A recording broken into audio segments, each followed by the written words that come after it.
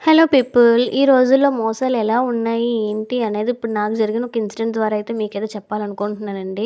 ఏం జరిగింది అంటే నిన్నైతే ఒక అబ్బాయి అయితే స్టవ్వు బాగు చేసిన అతనైతే వెళ్తూ ఉంటే నాకు స్టవ్ అయితే ప్రాబ్లమ్ ఉందని చెప్పి పిలిచాననమాట. సో, వచ్చాడు, చెక్ చేశాడు, చూసాడు.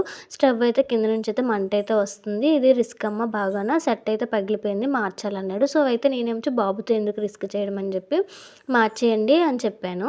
అయితే సెట్ 750 నేను వేయడానికి 250 అని చెప్పాడండి ముందే. సో, లాస్ట్‌లో పేమెంట్ గురించి మాట్లాడదాం ఎంతో కొంత తగ్గిస్తారు గదా! సో, మరీ అంత అవుతుంది. మనకేం తెలుస్తదండి అక్కడ కొత్త ఊరు, కొత్త ఏరియా, అక్కడ రేట్లు ఎలా ఉంటాయనేది మనకేం తెలీదు. సో, స్టవ్ విషయంలో ఎందుకు మనం నెగ్లెక్ట్ చేయడం అని చెప్పి నేనైతే ఫస్ట్ వేసేయమని చెప్పాను. లాస్ట్‌లో మాట్లాడొచ్చు ఎంతో కొంత తగ్గిస్తారని చెప్పి వేస్తున్నాడు. అయితే పైన టక్కయితే అప్పుడే దిగిందనమాట. ఏం చేయిస్తున్నామంటే ఇలా స్టవ్ గురించి చెప్పాను. ఎంతకు మాట్లాడావు అన్నది. సో, అక్క ఇలా ₹1000 అయితే అడుగుతున్నారక్క. నాకు ఎంతకు మాట్లాడాలో కూడా తెలియట్లేదు అంటే ఇలా 500 ఇయ్యి అంతకుమని ఎక్కువ ఇవ్వకు అన్నది. ఇంకా అబ్బాయి మాట్లాడితే మాత్రం 500కి అసలు యాక్సెప్ట్ చేయట్లేదు.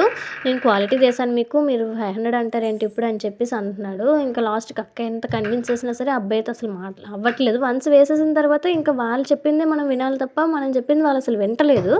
అక్క కూడా ఇంకేం చేయలేకపోయింది. ఇంకా ఇచ్చేసానమాట. ₹100 తగ్గించాడు అంతే. 900 తీసేసుకున్నాడు. ఇంకా ఈ విషయం అయితే మా అమ్మకి ఫోన్ చేసి చెప్పాను. ఇలా అయిందని చెప్తే మా అమ్మ అయితే ఫుల్‌గా తిట్టిందండి మా అమ్మ కూడాను.